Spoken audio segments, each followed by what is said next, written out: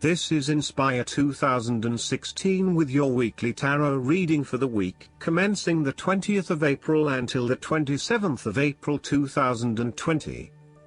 The first card for you is representing, how do you feel about yourself? Your card is the King of Pentacles. You're about to reach the final fulfillment of a creative task, business venture, or investment. Through diligence, responsibility and attention to detail, you have achieved great things and can finally say that you have completed your task or attained your goal. You can now enjoy all that you have accomplished and the successes you have created. You have created a richness of life, not just financially but also spiritually, which will set you up very well for the future. Whenever you need the skills to manage your day-to-day affairs competently and efficiently, you can call upon the King of Pentacles. Work hard, methodically and conscientiously.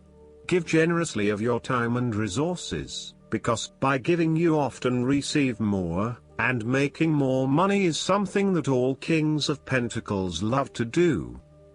The King of Pentacles indicates that a methodical, planned and well thought out approach will lead you to success.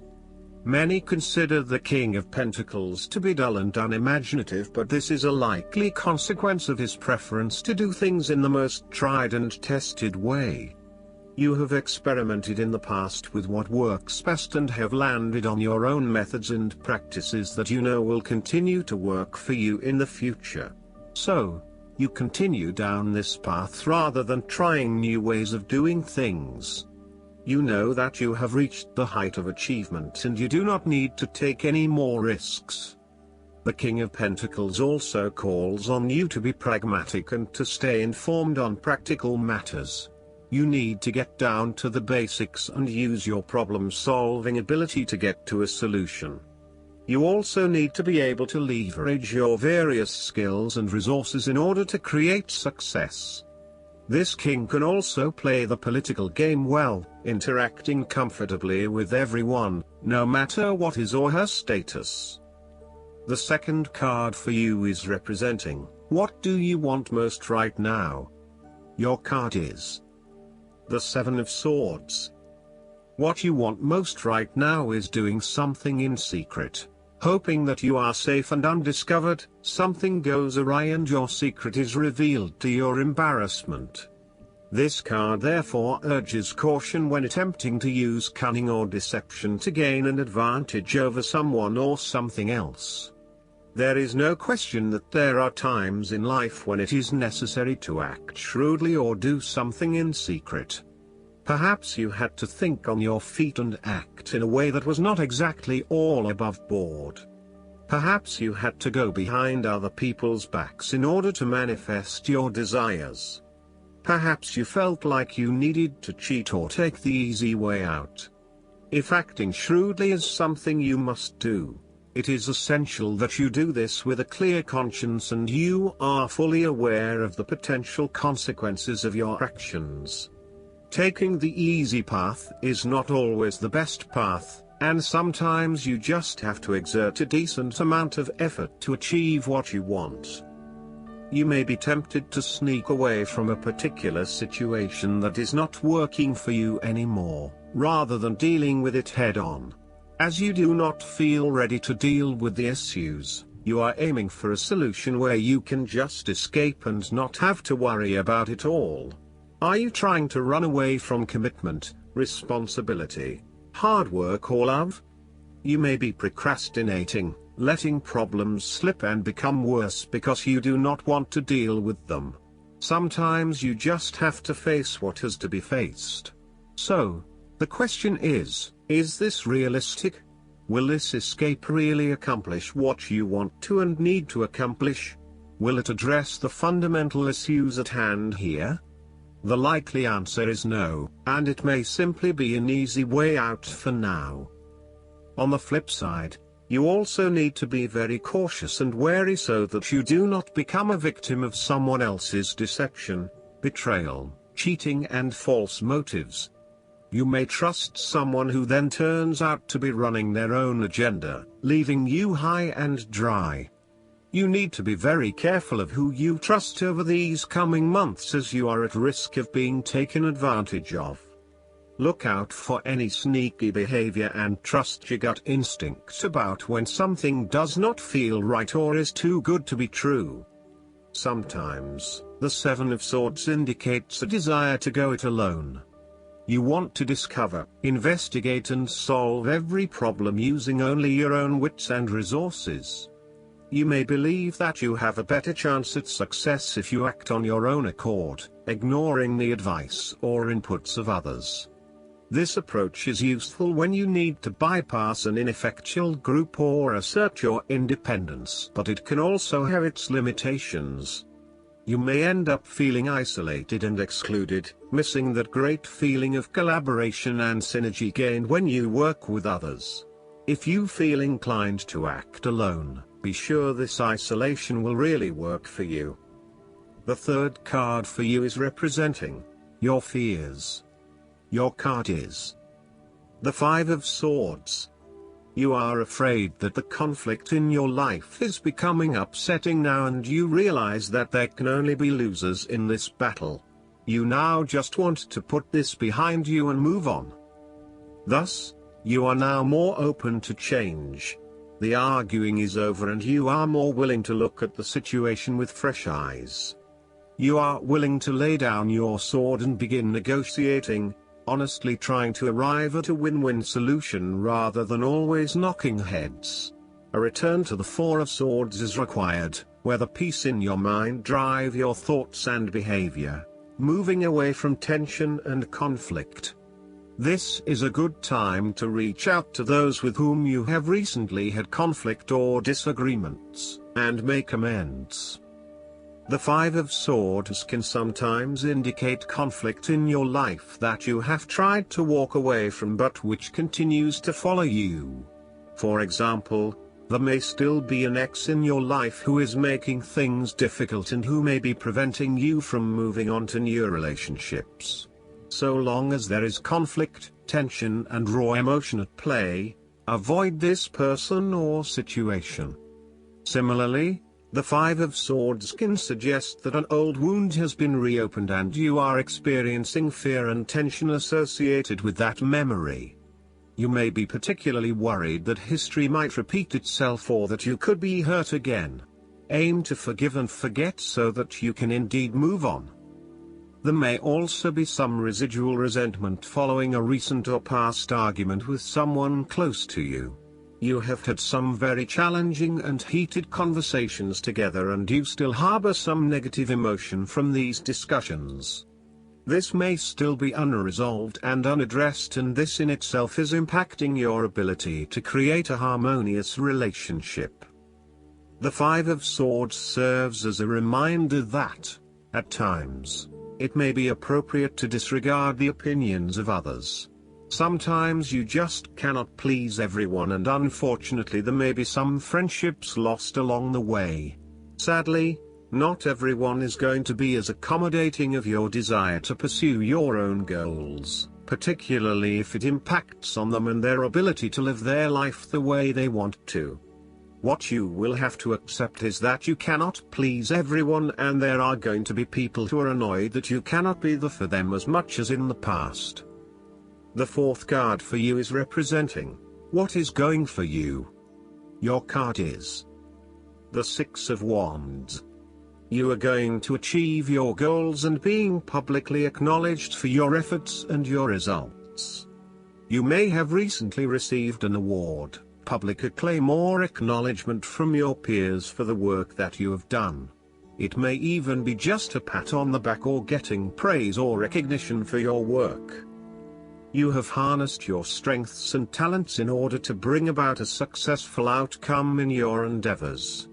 You have managed to get through the confusion of the Five of Wands, minimizing your distractions, focusing on the task at hand.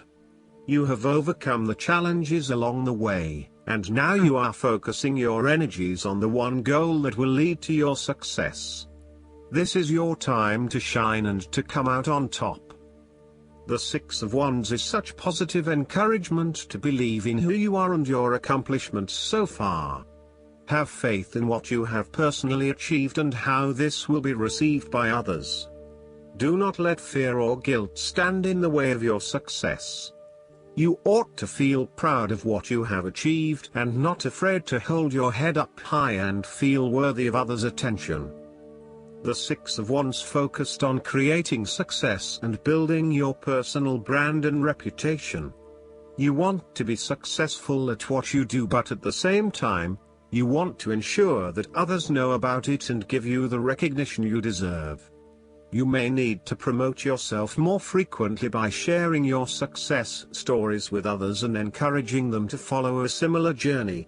If you do not already, you will soon have some great success stories to share within your personal networks. You may even be interested in applying for awards or scholarships in order to build your brand and receive public recognition. The fifth card for you is representing what is going against you. Your card is the Three of Cups. You are afraid of betrayal of trust and possible cheating from someone close to you. On a broader scale, your creativity may be stifled and instead you are being forced to conform to the group in which you are operating. You may be part of a very tight-knit group that does things a certain way and is not open to innovation or alternative approaches. You need to consider whether you are willing to sacrifice your creative abilities in favor of the group's desires. The Three of Cups may also reflect isolation from others. If this is the case, it is time to take charge of the situation and to reconnect with your community. Consider joining a group or organization, and if the need for support is present, seek out the necessary resources. Similarly, you have lost touch with your close friends, perhaps due to a falling out or other, more demanding priorities such as work or family commitments. See this card as a reminder to reconnect with your friends, let your hair down and have a good time, without worrying too much about the consequences.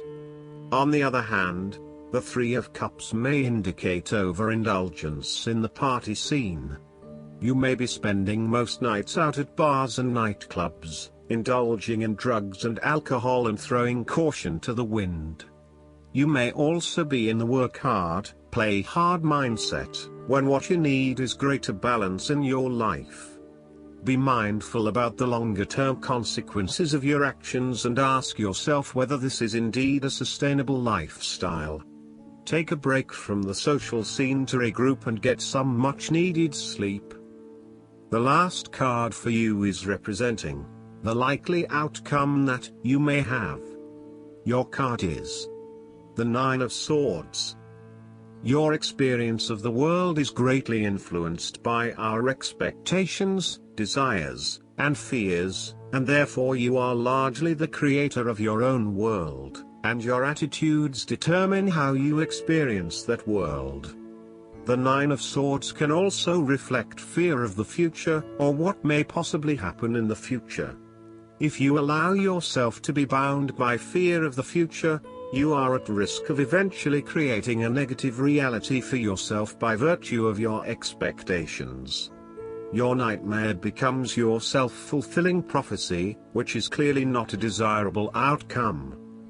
Generally, this card is an indication that you are worrying excessively about a situation. You are literally being kept up at night because you are so anxious about a particular issue. It is possible you are working yourself up unnecessarily and, if you were to look at the situation more objectively, you may come to realize that it is not as bad as you are making it out to be. In fact, all that worry and despair is what is making it worse, so rather than fretting about it, do something to change it. Although most people experience fear, frustration and uncertainty at some point in their lives, you should not allow those negative emotions to immobilize you or keep you from pursuing your goals with enthusiasm and hope.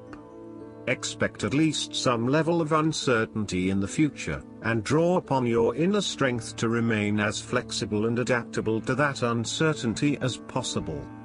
The Nine of Swords can also indicate that you are being incredibly hard on yourself, putting yourself down or engaging in negative self-talk. For every mistake you make, you blame yourself and become worked up and angry at yourself for messing up again. So, ask yourself why you are being so hard on yourself. How are you putting yourself down, or what is the source of your depression? What can you do to make yourself feel better? Last but not least, the guidance card for you is the heavenly signs. Have you been seeing a lot of butterflies lately? This card comes to you as one of many signs you're receiving from above to let you know that you're loved and watched over. Heaven frequently dispatches butterflies to signal that a passed-on loved one is happy and sending you encouragement.